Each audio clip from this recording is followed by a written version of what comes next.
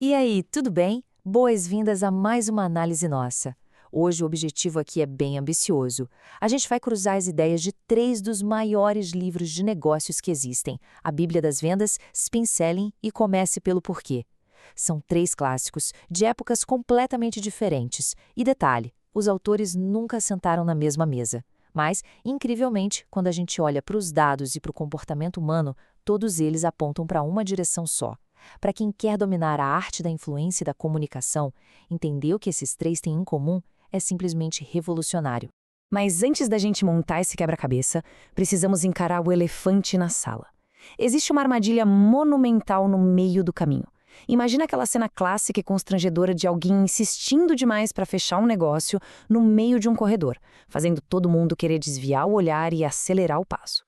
Pois é, esse desconforto vem de um veneno silencioso, um mito que a maioria das pessoas aceita como verdade absoluta, mas que, na real, destrói muito mais oportunidades do que qualquer crise de mercado ou problema de preço. O problema mesmo está na mentalidade. Ok, vamos mergulhar direto nisso. A grande ideia tóxica aqui é a crença de que vender é convencer.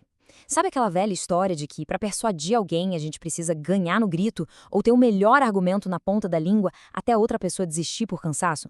Na verdade, esquece isso.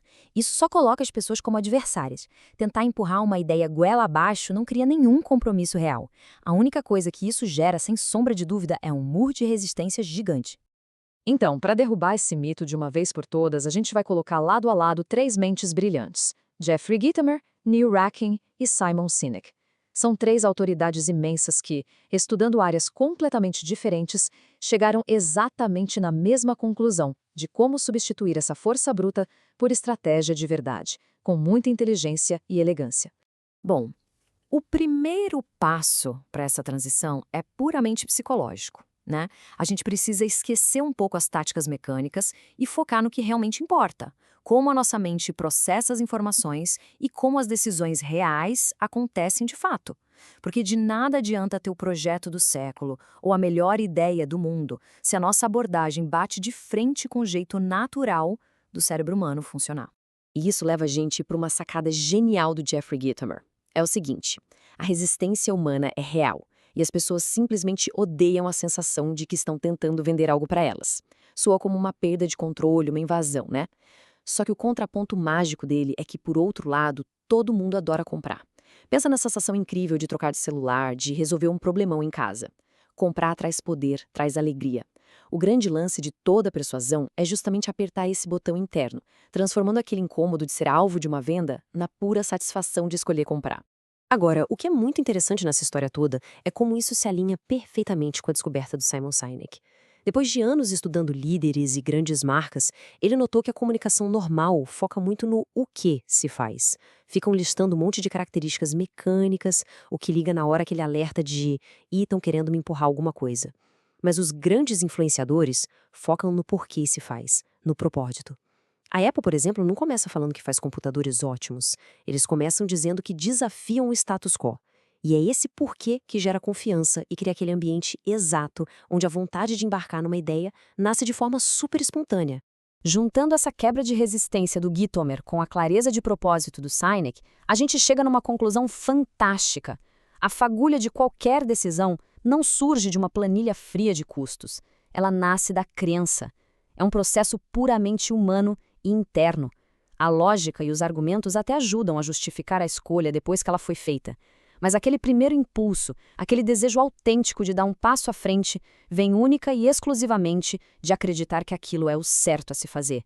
E já que a base de tudo é a crença, a gente esbarra numa regra inquebrável da nossa psicologia.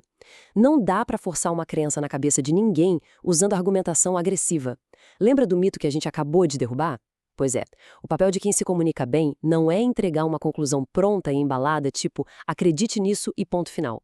O trabalho real é única e exclusivamente preparar o terreno, criar as condições ideais para que a própria pessoa chegue nessa conclusão naturalmente, por conta própria. Mas aí fica a dúvida: como é que a gente cria esse cenário tão propício na prática, ali no dia a dia? É aqui que a gente sai do campo da filosofia e entra de cabeça na ciência, com o Neil Rakin e a famosa metodologia SPIN. Ele foi lá e investigou com um rigor absurdo qual era a ferramenta prática que os melhores do mundo usavam para destravar essa crença interna. E adivinha? A resposta não estava em falar bonito ou ter um discurso afiado. A resposta estava no poder inestimável das perguntas. E isso ilustra perfeitamente a magnitude dessa evidência. 35 mil. Esse foi o número de interações reais que a equipe do Hacking analisou incansavelmente. É um volume de dados simplesmente assombroso. E a descoberta revolucionária extraída dessa montanha de informações foi a seguinte: os profissionais de elite não usavam técnicas tradicionais de fechamento agressivo de jeito nenhum. Aquela pressão de assim agora ou perca a chance não existia no topo. Em vez de focar no fechamento, os mestres da persuasão focavam 100% na qualidade da investigação. A mecânica por trás desses dados é brilhante e opera em 3 passos progressivos muito claros. Passo 1. Fazer perguntas melhores. Em vez de só confirmar um probleminha superficial, os especialistas fazem perguntas de implicação, tipo, quanto essa ineficiência custa na rentabilidade da operação no fim do ano? Isso escancara dores que estavam invisíveis e leva a gente para o passo 2, que é quando a pessoa começa a sentir e a articular o verdadeiro peso daquela situação. O incômodo fica real, fica urgente.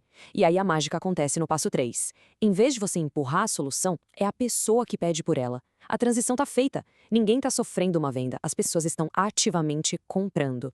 Agora imagina só cruzar as ideias do Hacking e do Sinek.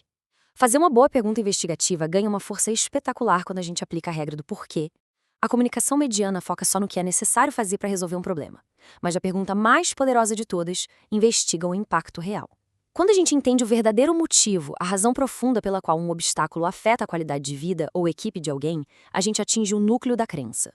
É exatamente ali, nesse nível emocional e estratégico, que a decisão ganha vida.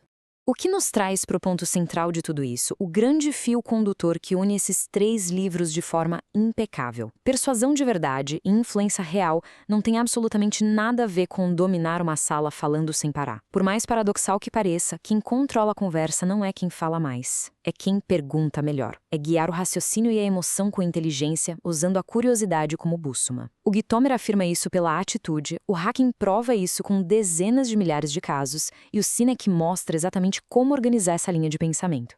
Só que tem um detalhe.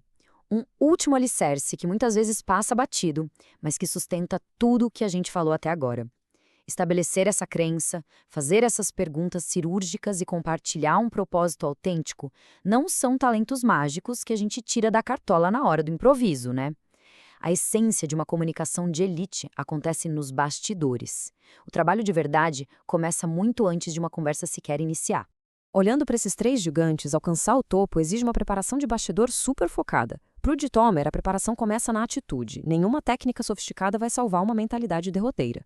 Para o Sinek, a preparação é autoconhecimento puro. Se a gente não sabe o nosso porquê, é humanamente impossível fazer qualquer outra pessoa se importar. E para o Hacking, os profissionais de elite dedicam um tempo precioso desenhando perguntas meticulosas ao invés de montar slides lotados de discursos ensaiados. Sem alinhar essas 3 esferas, a frustração lá na frente é quase uma garantia. Então, o ponto crucial de tudo isso, a lição definitiva extraída desses 3 mestres é exatamente esta: pare de tentar convencer. Comece a criar condições. Gastar energia em tentando dobrar a vontade dos outros com uma chuva de argumentos é simplesmente inútil. O caminho para a verdadeira influência é preparar uma atitude impecável, respirar o nosso propósito e usar o poder sutil das perguntas para iluminar o caminho, deixando que a conclusão surja naturalmente. E a grande provocação final que fica para nós hoje é: nas nossas interações diárias, a gente está realmente construindo um ambiente seguro para o entendimento mútuo ou ainda estamos presos no velho hábito de tentar empurrar ideias goela abaixo de todo mundo? Fica o convite para essa mudança de perspectiva. Agradeço demais por acompanhar mais esta nossa análise e até a próxima.